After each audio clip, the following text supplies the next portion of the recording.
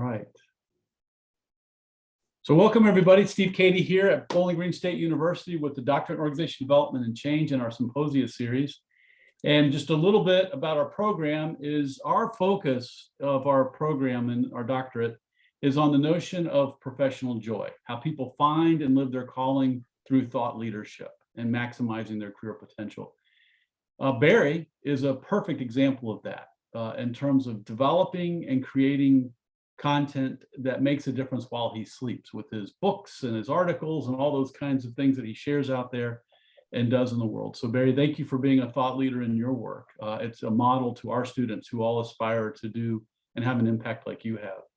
And you know, we as a program, you can find out more about the Doctorate in Organizational Development and Change at the link that you see there. And our purpose is really about bringing in the academic, professional, popular perspectives into applicable and real, important evidence-based perspectives that can help us make a difference that matters in transforming organizations and revitalizing communities and developing human potential. And so we're going to jump in with Barry today, and he's going to engage you, and we'll have small group reflection, Q&A, and all kinds of really good stuff. And there is Barry as a founder of Polarity Partnerships, and he's going to be talking about polarization and resistance to change in organizations. And I'm going to stop sharing my screen, turn it over to you, Barry, and let's jump in and enjoy the ride with you. Okay, great. Whoops, I need to have sharing. Right now, my sharing is disabled. Okay, so Matt needs to do that. Okay. So if not, I will check over here. This could be a subtle resistance to change. I'm not sure, but this might be an accidental thing. Does it work now? Let me try it. Yep. There we go. There we go. So share or not to share? All right. So is this now working for everybody? Yep. You can see this? Okay, great. So thanks a lot for having me. I appreciate this session, and I'd like to just quickly get to it. This is based, this presentation is based on the one of two books that are out recently, the book And Making a Difference by Leveraging Polarity, Paradox, and Dilemma. And there's a second book that has just come out including, it's the applications book. This is the foundations book. There's an applications book, and it's got 51 different authors applying polarity thinking in a variety of settings. So I'm excited about both of these. And so let's get into this first book, the foundations book. Here's the first quote. The transformational skill of leadership is to hold opposites in tension. It makes us better leaders, better partners, even better parents. Barack Obama. And then Brene Brown. Take a deep breath and say, hey, both of these things can be true. And that energy that we create holding opposite things in tension is the birthplace of transformation. The ability to straddle paradoxes really leads to transformation. Not only are tensions okay and normal, they are the magic sauce. So my quote is essentially what they said. Now, the reason I wanted to include these two quotes is to identify something at the very front end of this presentation, and that is that that this phenomena of the interdependent pair that we're going to be talking about is something that you've been experiencing and actually dealing with probably fairly effectively throughout your life. It's not something new in the literature, it's ancient wisdom, and it's not something new in your life. But what I'm hoping is that the polarity map and set of principles that I'll be sharing with you, you will find useful in improving your ability to leverage the polarities that have been in your life since you were born. So I'd like to just introduce Polarity Partnerships and our mission. Our mission is to enhance our quality of life on the planet by supplementing or thinking with and thinking. And the outcomes, my hope outcome for this process is you'll have some awareness of and thinking and a glimpse of its potential for your work and for your life. In the process, I want you to be in the story. in one example where you'll get a chance to join me in working with a company, and then building your own polarity map with colleagues. And so we'll be working both in the total group and in individual subgroups. So first of all, what are polarities? Polarities are interdependent pairs. They're also known as paradoxes or dilemmas or tensions. They're energy systems in which we live and work. Why bother? In order to effectively address tensions in our life, especially tensions around resistance to change and polarization within parts of the organization or between organizations or even between countries. So first, I'd like to make a quick distinction then between a problem and a polarity. A problem requires or thinking, while a polarity requires and thinking. And we're supplementing or thinking with and thinking, not shifting from one to the other, because or thinking and thinking is itself a polarity. In terms of or thinking, just a real simple example. Let's say that I have been offered a new job from where I'm working. So I've got a decision to make. Am I going to stay or do I leave? And I make this either or choice. If I decide to stay, then I take leave off the table and the problem solved, and we can move on. So or thinking is just it's very essential to problem solving, and either or situations show up all the time. It leads to something as complicated as getting to the moon or building something that's a phone and a camera. But it also is based on or thinking as absolutely essential. So when we bring or thinking to our problems, we need to be able to distinguish between the difficulty we have. Is it essentially a problem we can solve in which or thinking will be the central dimension? Or is it a polarity? Is it an interdependent pair in which we have two dimensions that are interdependent and they need each other? If it's an interdependent pair, like the simple metaphor of inhaling and exhaling, or thinking does not make sense because over time you need both. It's a false choice. Am I going to inhale or exhale for the future? Notice how ridiculous it would be to fight over whether we're going to inhale or exhale. It doesn't matter who wins that fight. We're going to be blue in the face soon. Also notice it doesn't make sense to say, well, I'm going to take some compromise in between inhaling and exhaling, because that's where the answer is in the compromise. With polarities, with interdependent pairs, it's not about a compromise, and it's not about choosing one or the other. It's about somehow leveraging both of them, and it requires you to be aware that they are both there as a pair. So there's another important phenomenon about this, and that is that and thinking is required because they're interdependent, but there's also an energy system at play that flows between and around these two. So if everybody would just quickly, if you take a deep breath and inhale, please. When you inhale, notice how you get fresh oxygen. However, if you hold the inhalation long enough, you experience the limits of inhaling is excess carbon dioxide. Go ahead and exhale if you haven't. So when you exhale, you clean out carbon dioxide. But over time, if you hold your exhalation long enough, you'll experience a lack of oxygen and you'll inhale again. So all of us live within this polarity of inhaling and exhaling. And I'd like to just summarize a couple of things about how all polarities work here, and then we'll get into some other ones. With all polarities, there's an interdependency. Both of them need each other. There's an ongoing energy system that oscillates, and as it crosses between them, it keeps them apart. Inhaling and exhaling never become the same thing. They never merge into one. Polarities also retain their unique nature. Also, each one makes a contribution to the pair. So inhaling, we get oxygen. Exhaling, we clean out carbon dioxide. Also within all polarities, as you focus on one pole, over time, you will experience the limits of that pole, which drives the energy towards getting the benefit of the other pole. And as you experience its limits, you go back and forth. So this natural energy flow occurs in all polarities. And the objective is to maximize the upside of each and minimize getting caught in either downside, which won't be sustainable. So let's look at some key polarities. A fundamental polarity for you as people working with leaders and being leaders yourself, and your organizations or the organizations you consult, is there's a polarity between focusing on leadership development and focusing on organization development, both of which are essential. And the research is very clear on this. Leaders and organizations that leverage polarities well outperform those who don't.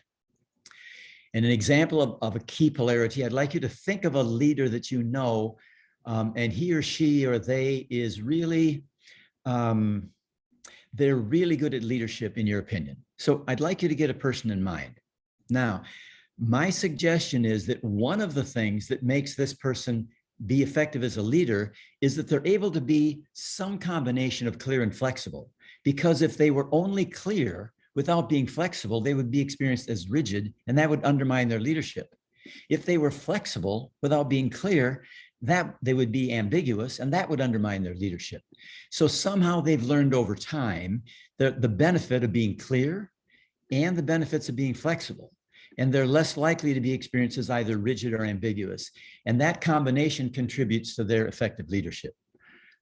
Also, they're probably good at task and relationship. They get the job done and they build relationships and makes them effective leader. When we get into organizations, thriving organizations are very good at leveraging stability and change. The question is, how do we hold on to the best of our past and present and create new opportunities for the future? So these are just a few key polarities. And if you want a thriving organization, you need to leverage both of those. So I want to get to another simple metaphor beyond inhaling and exhaling, which is activity and rest. And again, notice activity and rest is a both and issue. We need to be both active and restful. Notice also that we can't go someplace in life and decide whether we want to do activity and rest. We are living in the polarity of activity and rest, and we will be as long as we are alive. So as a quick run through this polarity, if we are active, some of the benefits of being physically and mentally active is we get a sharp mind, our body gets toned, we get stimulated and challenged. So that's the upside of activity and why we are active, physically and mentally active. However, if we focus on activity to the neglect of rest, the downside of activity without rest is that instead of our mind being sharp, it gets on overload. Instead of body toned, our body gets exhausted. Instead of just being stimulated and challenged, we become exhausted and burned out. Now notice we're on the same pole. So there's a huge benefit to activity, but activity without its partner becomes very dysfunctional and it gets experienced as a problem. You know, I'm burned out. And the natural self-correction is to gain the benefit of that interdependent pull. So if we're burned out, what we need to do is get some rest. So that our mind, we integrate our thoughts from mind on overload to integrating our thoughts, from our body exhausted to a rejuvenated body, and from being burned out to being relaxed. So it's easy to see this move as from a problem to a solution. And in one sense it is. This is problematic and this is the antidote. But it's not an ultimate solution that's sustainable over time. If we focus on rest to the relative neglect of activity, what happens is we find our integrated thoughts becoming a dull mind, our rejuvenated body getting out of shape, and from being relaxed to being boring and lack of stimulation. And that now gets seen as a new problem. And the antidote to that is to go back to where we started in the first place, which is to become active. And so with all polarities, there are two things that, if you will, are identified as solutions. They're not really sustainable solutions without the other. So we oscillate between getting the benefits of one and then the benefits of the other over time. And that will enhance our ability, just to stay alive and to stay healthy. So we need to do some version of activity and rest, and we're doing it all the time. We can only, for example, stay awake for so long before, even as much hard as we try, our body will just lock down and we will go to sleep and get that rest. So putting or between activity and rest, notice how this makes no sense. Am I going to do activity in my life or am I going to do rest? It's a false choice.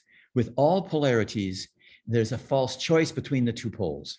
And so we need to connect them with and in order to be more effective in using it.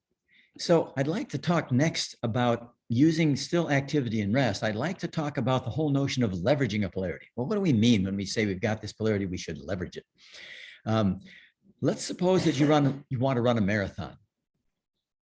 Now, by the way, all of us, everyone on the planet has access to activity and rest. We're right in activity and rest. So we all have activity and rest available, but not all of us can run a marathon.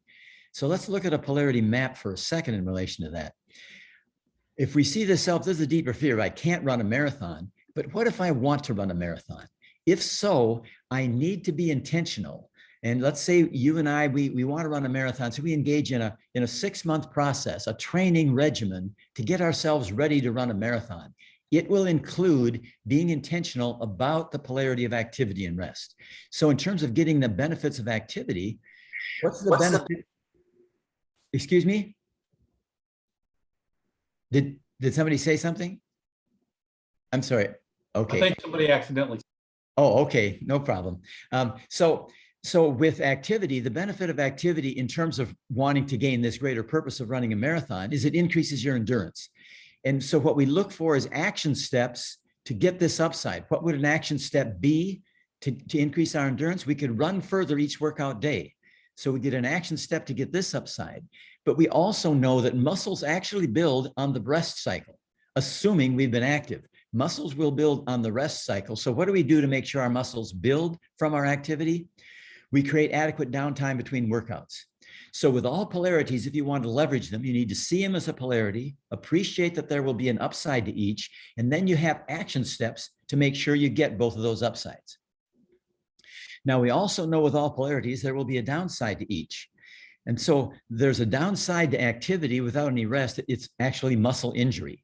So in order to avoid muscle injury, we need to have an early warning to keep us from getting into muscle injury. Now, that could be as simple as you know, say you're halfway through your regimen, you're now in a process where you're up and running about 15 miles a day and heading towards that 26.2 miles. You're up into 15 miles, but you ended up, for whatever reason, you didn't get a full 8 hours sleep in the night before, and you wake up and you're feeling a little bit tired. And so what you might do is pay attention to that as an early warning. Wait a minute, maybe I should just cut back to 10 miles today. I can get some workout in, but not do what I'm scheduled, because that could injure me given that situation of not enough sleep. So that's one downside we try to avoid. The second downside is muscle atrophy. Overfocusing on rest and neglect of activity leads to muscle atrophy. How would we know early that we're headed towards muscle atrophy? That could be as simple as you miss a workout day. Now, if you're in a 6-month regimen, missing a workout day, that's not such a big issue, but it's an early warning that you can't keep missing workout days, or it will undermine your ability to increase your endurance. So this is how you leverage all polarities. You see it as a map, and you have action steps to get both upsides, and you have early warnings to keep you from getting caught in either downside. That's why the infinity loop looks the way it does. We're maximizing the upsides and minimizing the downsides. Now, as a summary of this about all polarities, if you overfocus on one pole of a polarity to the neglect of the other pole, you always get the pole on which you overfocus first. Then you get the downside of the other pole as well. So, for example, my son Tim has qualified 5 times for the Boston Marathon. And in order to get to the Boston Marathon, you have to pre-qualify in another recognized marathon by the Boston Marathon Committee. So he qualified in Detroit for one of these, for the Boston Marathon. So he was set to go. He didn't have to do anything between qualifying in Detroit and going to Boston to run in the marathon. But he got over enthusiastic, and he tried to reduce his time, and he over-focused on increasing his endurance and reducing his time to the neglect of giving himself adequate downtime between his workouts. The result was that he got shin splints. So he had a muscle injury.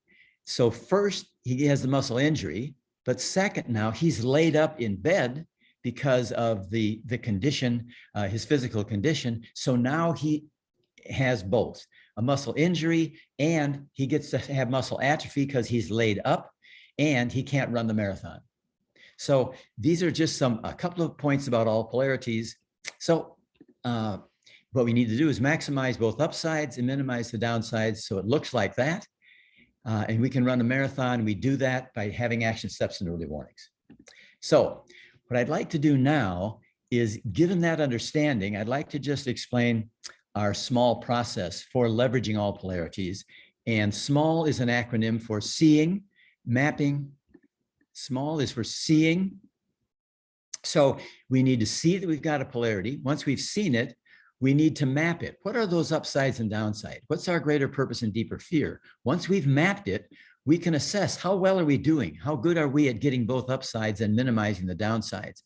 When we learn from that assessment, we can then go into leveraging, which is to take action steps for each upside and identify early warnings for each downside. And we do this with key stakeholders. They help us every step of the way, define what are the most important polarities, what does the map look like, how are we doing with it, and what are action steps and early warnings.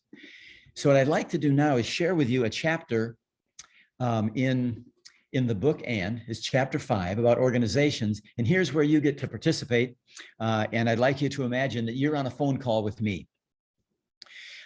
This phone call is with a Fortune 25 company in the United States, and they're located in 46 countries.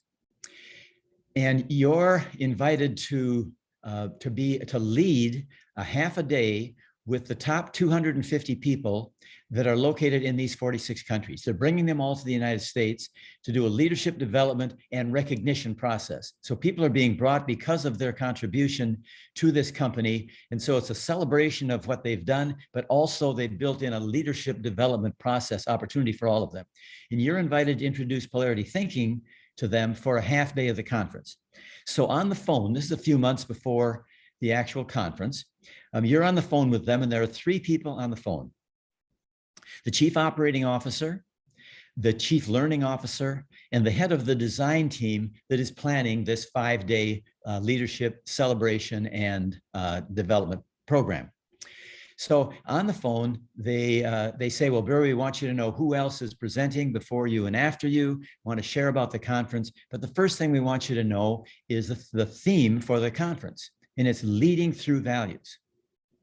And now I'd like you to join with me, sort of get into my head, if you will. So my response to them is, that's terrific, because values tend to come in pairs. And so if we're going to talk about leadership and we're talking about values, it'll be a great connection I'm very excited about. The chief operating officer says, wait a minute, are you saying that values come in pairs?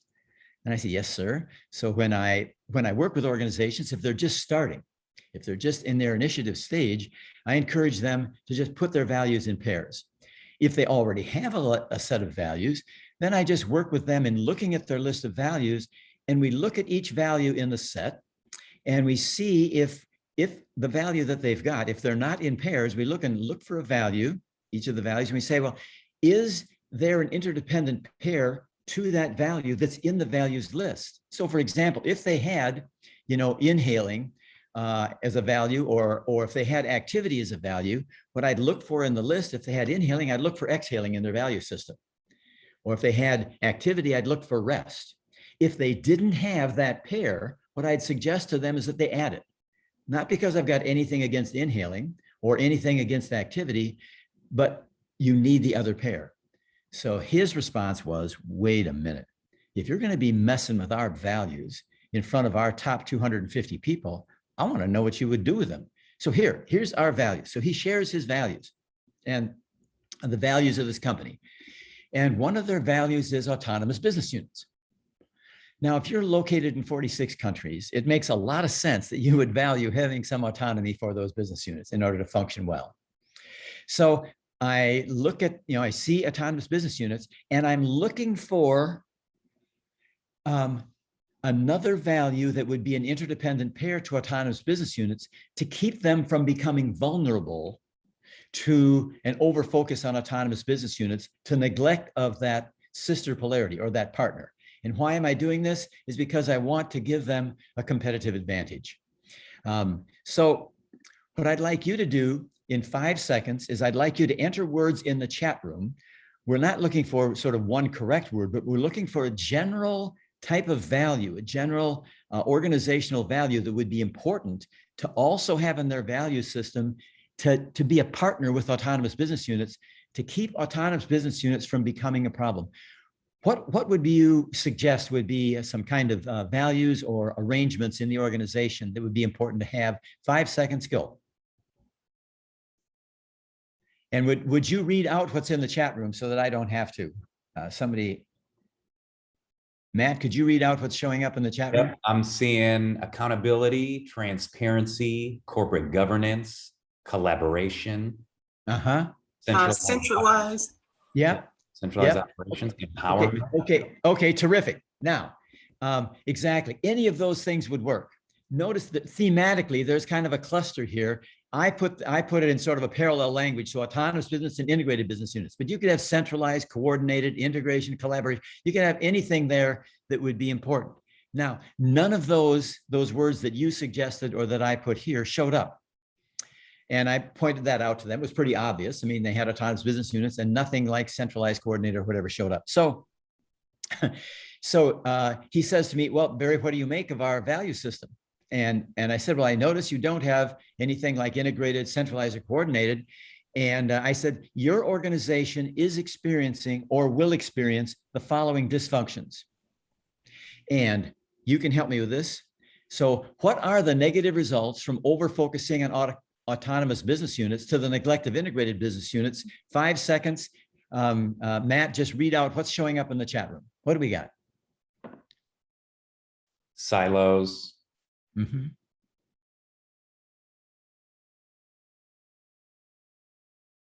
Confusion, duplication of efforts. Yeah. Poor customer service. Yeah.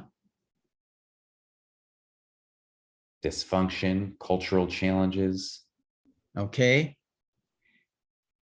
Okay, great. So what you talked about, is there's some of the silos of excess business units, excess competition, and everything that you suggested. Well, most of the things that you suggested. But essentially, this is what happens if you overfocus on autonomy of the business units to the neglect of their integration. You have these silos, isolation business units, and excess competition. So I said to them, these are the kinds of things. We had a longer list that I expressed, but for the sake of this simple exercise, this is what show up. So then I say to them, you're going to identify this as a problem. And when you do, you're going to bring your business unit heads together with your executive team, and you're going to agree what you need to do as a solution. So, by the way, what that solution will be, in fact, will be the positive results of doing a good job of having integration in your business units. What are the positive results that you're going to have if you respond to that silos and isolation, excess competition? What are the things you're going to go after in order to solve that problem from their perspective? What are some words that show up? Go ahead.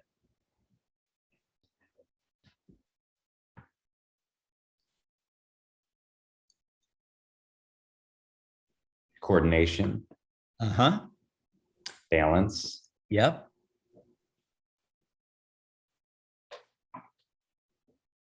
Alignment.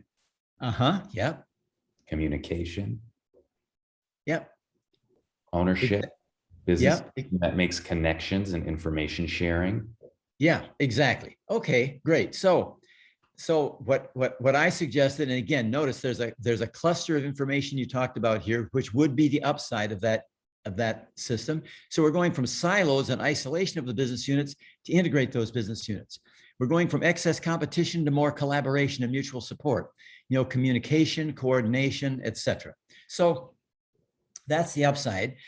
And I said, your organization is going to, you're going to agree, all the business unit heads and the leaders of your organization are going to agree that you're going to go from this problem to this solution, and then you're not going to go there.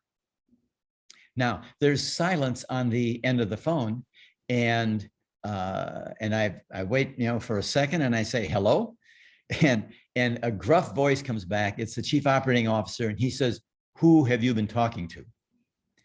And I said, I haven't been talking to anybody. This is just, I understand how values work and how polarities work. So this is really quite predictable.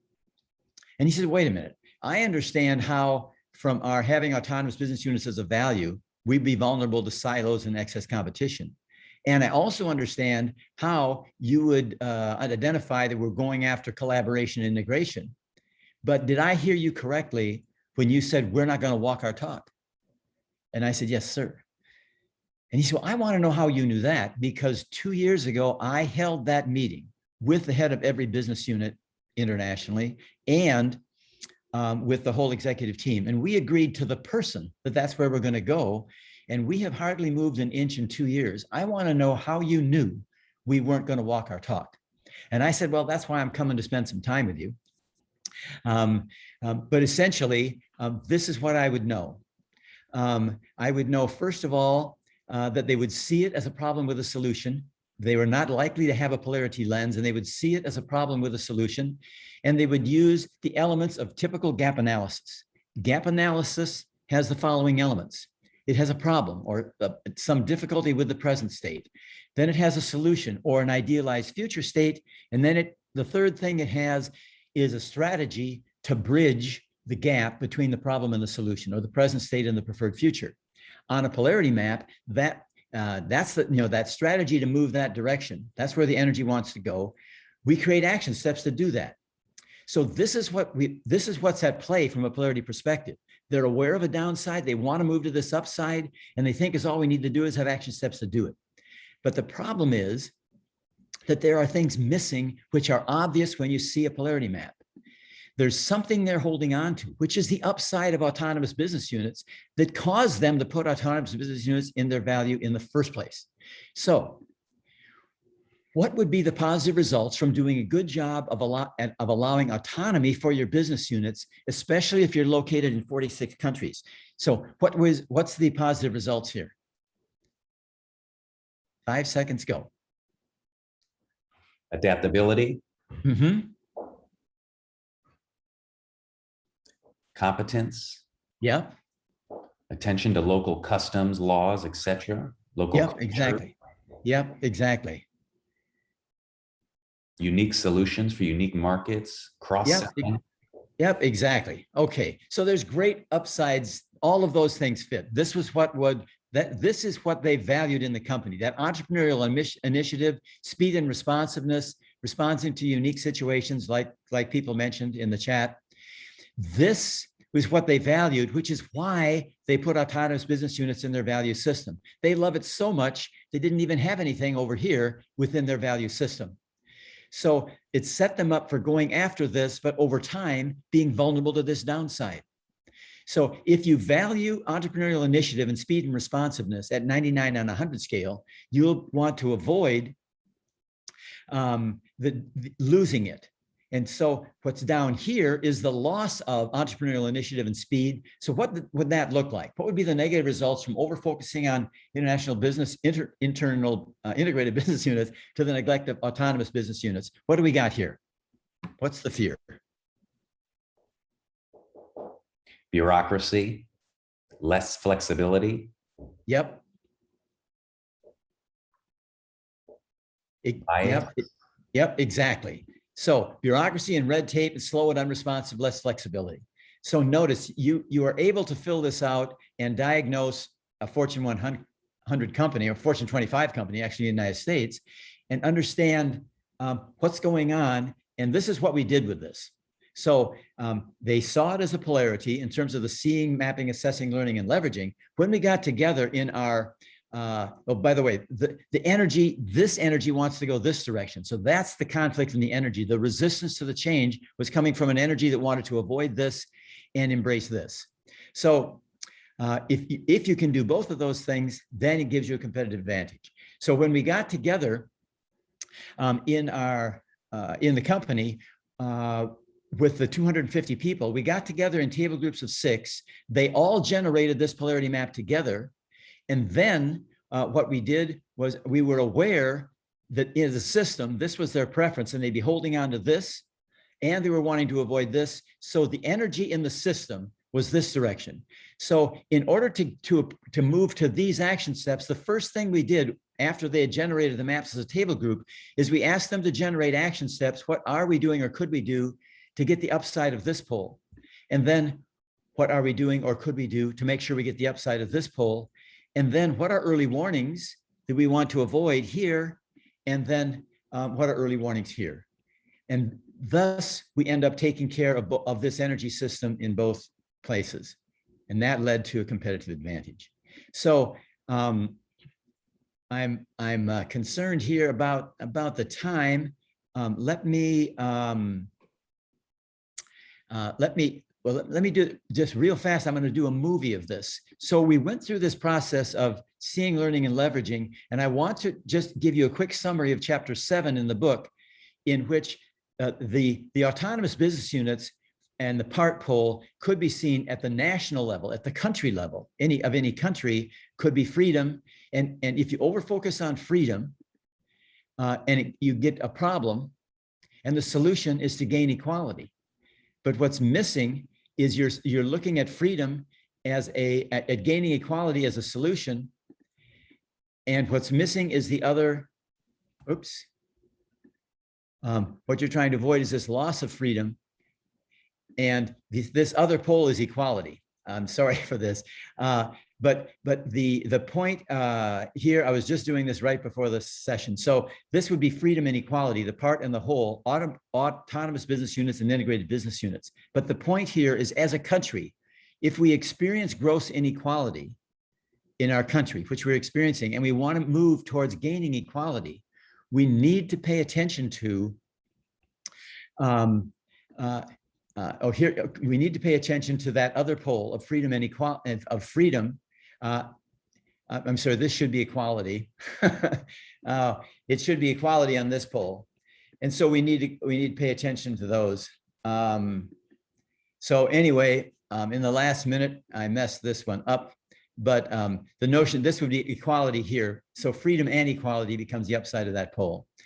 So the key points here are that every change effort is a part of an infinity loop energy system, and polarity energy is at play. Having all the power and all the alignment in a change effort is not enough to overcome the misdiagnosis of treating a polarity as if it's a problem to solve. If you want to guarantee the failure of a change effort, tie it to one pole of a polarity. If you want success, tie it to both poles of a polarity. That polarity will always be available to leverage because polarities are indestructible. Now, I think what I'd like to do is I'd like to give you a chance to get into those chat rooms. Let me think about this for a second. I'm going to stop sharing.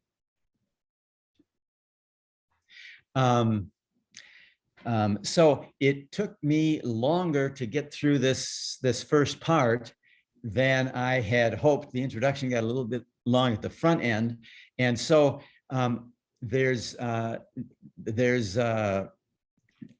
concerned about, we have a choice here. We can just do questions and answers in response to this, or we could break into the chat rooms and give you a chance to play with filling out a polarity map in another dimension, and we would lose some time with the the questions and answers, but you'd have a chance to experience that. Barry, let's do both. Oh, you would have a little bit more time? No, let's do a part one, part two. This is really good. I want you to enjoy sharing this. We can, if you're willing to come back and we kind of dive into the second part of this, we can share this with people who are registered. They can come and watch a little bit of the first part and come into the second part if you want. It's up to you. Okay, so we could do the second part. In the second part, we could do one in which they get a chance to work with it. Okay, that'd be wonderful. I'd love that. So let's get right into questions and insights you have from just experience the presentation. What I'd offer, Barry, if I may, is good, put them in the groups for just about 3 to 4 minutes. Okay, good. And what I'll do is I'm going to put them into smaller groups and have them just talk about what they heard and the reactions to what they heard and what questions they have for you. We can take about 3 minutes or 4 minutes and come back and have a Q&A. Yeah, that sounds wonderful. I appreciate it, Steve. Good idea. All right, so got the rooms created. Barry, you can join a room if you want or not. You can go out and listen in. I love to do that sometimes and listen to them as a fly on the wall, so to speak. I'm going to open all the rooms, head out for 3-4 minutes, and have a nice conversation. What'd you hear? What are your reactions? What questions do you have for Barry? We'll come back and we'll have a nice conversation to wrap things up. So the rooms are open. Head on out, and we'll see you back here in a few minutes.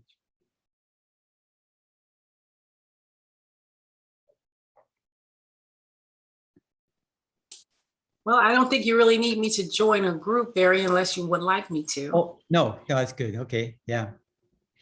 So I feel badly about the that final map. It was. Well, that's okay. That's okay. I think it's really great that you're going to have the opportunity to come back and go through, give them another exercise though, because I think as people talk through it, it will help them to really internalize some of this. So that's great.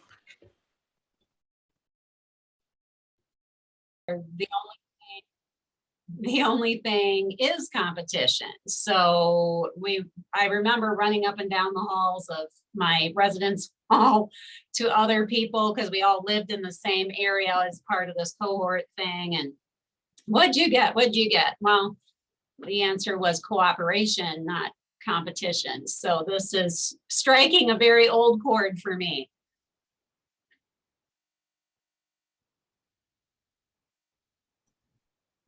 My question was, I don't know if we can be applied. There's already like industry transition from like outsourcing, like making in the United States versus outsourcing. It was a huge kind of economic, factor for the United States. And also right now is going from, gas car to electric car, from, being less environmental to more environmental for organizations. And it's kind of the entire country's problem.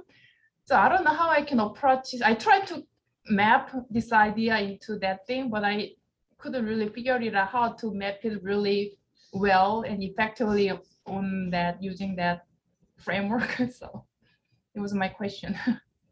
So it sounds, so if you outsource, what is gained, right? That's how he would, so if the value is outsourcing, then what is gained? And then the opposite of outsourcing is vertical integration. And then from there, what is gained? Right, I see. And then if you focus too much on outsourcing, what do you lose? Which we've all discovered in the pandemic, right? you lose toilet paper, as it turns out, because their production facilities aren't in your country. You lose microchips, right? So you lose control. And then if you focus on vertical integration too much, then you're missing opportunities to focus on your core competency. Mm-hmm. Is one way I might look at it. Yeah, increasing the prices, and then maybe some of the losses in jobs, manufacturing jobs within the US. So I think, thank you. Okay. What else do people think?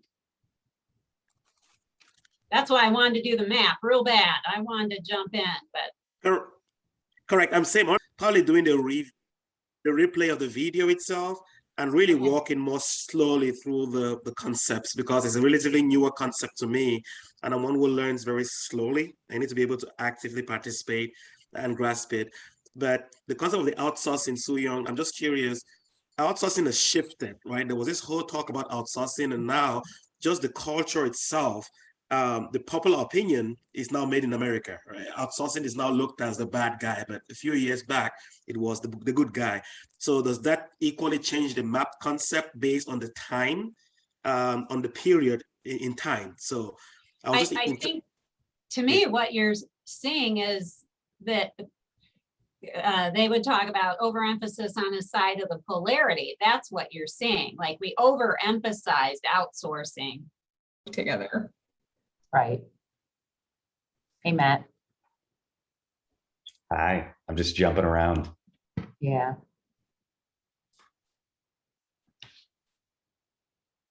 Sydney, you want to finish that thought? Oh, that was it. That was just my thought. Yeah. Oh, I missed it, Sydney. I'm sorry. No, you're fine. You're fine. We were just talking about, we thought the concept of or instead of, or did I just say that wrong? The idea that you would have you got it, or versus and. Or versus and we were just talking about, I wonder if there's a system that is used to find the right poles so that you're not doing these two with the wrong poles. Right. And the other questions that we kind of had is, if you have two groups, Sarah has a group where she's trying to put new curriculum together. If you have two groups that have views about what those poles should be, but they don't work together, Right. I guess. So if someone's like, I have to have both of these to work, but then it is not necessarily what you need for like an inhale, exhale analogy or situation. Right. Just teaching the idea of the poles could be really helpful. Like that it doesn't have to be one way or another, but it can be a both and. Pop back or, You're coming back right now. okay, great. I'll just turn it over to you, and you can, and however you want to have a Q&A, we'll just turn it over to you, and you can have a nice chat with everybody. Okay, so the way I suggest we do this, if people would put things in the chat room, and Steve, if you would look at what's in the chat room, so I don't divert my attention to the chat room, I'll just pay attention to the question you've asked. And if Sure. you can maybe combine some of them as they're showing up. So whatever the questions are, if you'd put them in the chat room, folks, then we can, that's the most efficient way maybe to take care of many of them. So what's showing up? What's showing up? Okay. I'm waiting to see that. I'll throw a question at Wanda, which will be a question for you. So Wanda, you're working with Barry. What's Yes. the big question you get from people? Maybe this big skeptic question that you get, and how do you address that? And maybe and how do you address it? How does Barry address it in a way that you admire? Oh my goodness. Well, I think what I'm very excited about joining with Polarity Partnerships, because I see the idea of polarity thinking being so applicable across every aspect of organizational development, organizational behavior, life at the individual level and organizational level, every space. But specifically, I'm applying it in the diversity, equity, and inclusion space. So I am the VP of the JEDI products and services. That's justice, equity, diversity, and inclusion. So most of the questions that I am fielding across the organization have to do with how this applies in the JEDI space. And it is an extremely deep level of conversation around how the polarities and tensions in the justice, equity, and diversity space have to be dealt with, and how applicable this is, and how it helps us have conversations around these tensions. And Barry does an excellent job of helping people to understand how to apply polarity thinking in this space. And that's what we're doing with a lot of organizations right now. So one of the questions, Barry, if you wanted to go ahead and speak, Barry, go ahead. And then I have a question. No, go ahead. Why don't we take another one so that we can get some from them?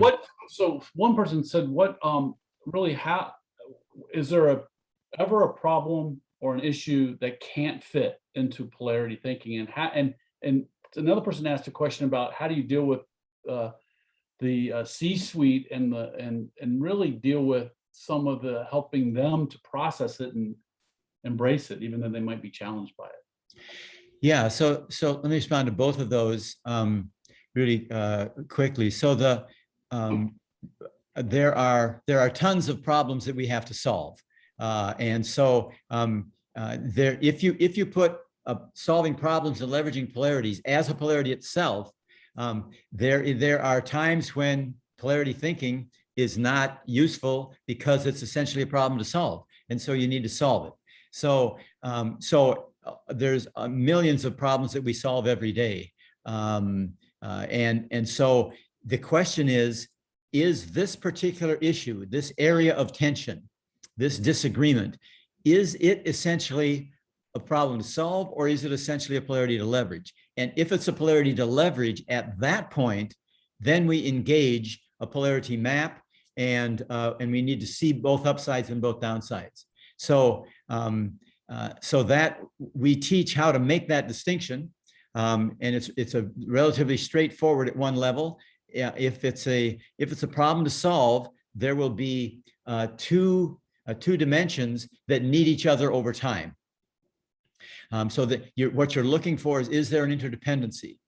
So we have the criteria, and will focusing on one pole to the neglect of the other be unsuccessful over time? Is one pole sustainable without the other? So there are a couple of key questions that you ask, those questions, and if it's a polarity, then you engage polarity thinking in the process. The other questions about the C-suite and people in the top finding this useful, it's helpful to share with them things that are like inhaling and exhaling and activity and rest, things that are polarities that are obviously you have to do both. As an example, so you don't get an argument that polarities don't exist. Once you've jumped over that hurdle, well, actually, there are some polarities. Here's some examples. And then you can give some examples that show up in their leadership, like being clear and being flexible, like we did. And you can look at organization. You can share some key organizational polarities and give examples. But the most helpful thing is to have them identify issues that are important to them and then work with them in seeing what is an underlying polarity with their issues. That's the essential way that I work with most organizations. What issues are important to you? And then we look for underlying polarities, underlying tensions, and they will be tensions where there's polarization in the group. Some of the group want this, some want that, or there will be resistance to change efforts in the organization. That's the way they show up. Gotcha. And the last question, or getting close, I think we might have time for a couple, is when you work values with an organization, do you take one value and look at the polarities associated with that value, or do you sometimes take, or do you take two values? How do you approach using the framework for values and facilitating that with an organization? What we do is we encourage them to have their values in pairs, and so we look at the values that they have.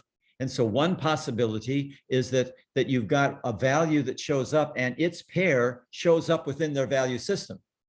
So for example, they might have had autonomous business units, but they had another value, which was centralized coordination, right? Or integrated business units. Both of those values they had, we would encourage them to show those as a pair. We value this and we value this. So that both and dimension is within the organization. If they have a value and it doesn't have that value pair, and this is a conversation with them, then we encourage them to come up with a name for that value pair that would work for them. I did this with Natura in Brazil, and there's a chapter written about this in which we did this in Brazil, and they had a number of values that they spent 1.5 years generating the values, and then they re-looked at those values in values pairs and went back to the whole organization and reframed them in pairs. And the number one thing that the response was to all the people who were involved in changing them after working on them all that time was relief, because they were aware of having one value, the limits of one value. And when they identified the other one for themselves, it really made it, they were able to relax because there was a tension built into just focusing on one value. Could you speak to the iterative nature of the process?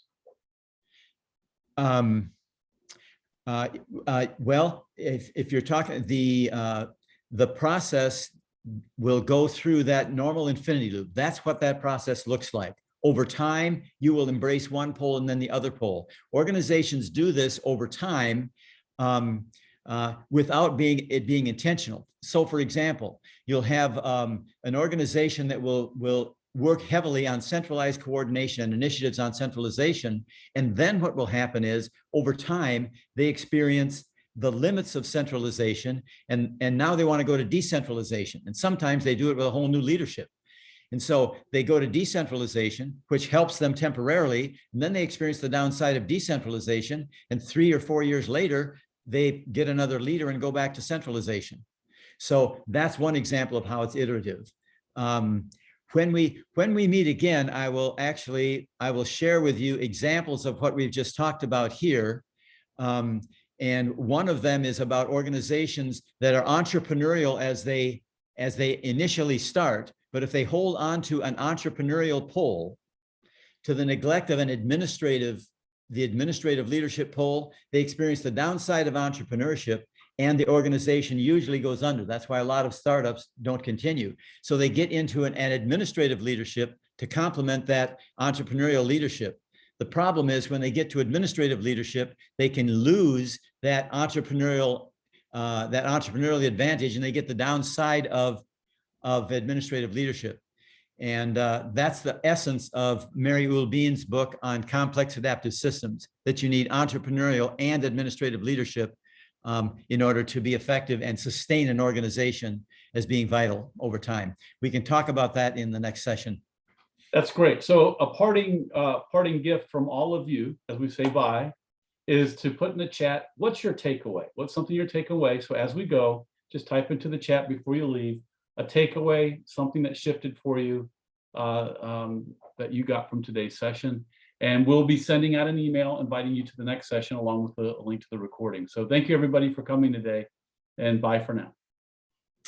Thanks a lot, folks. Stephen, can you also ask them to put in the chat anything they want to make sure that we cover in our next session? That would be great too. Sure, as they do that, as you go, please do what reflect on what Wanda asked to. That'd be great. Thanks.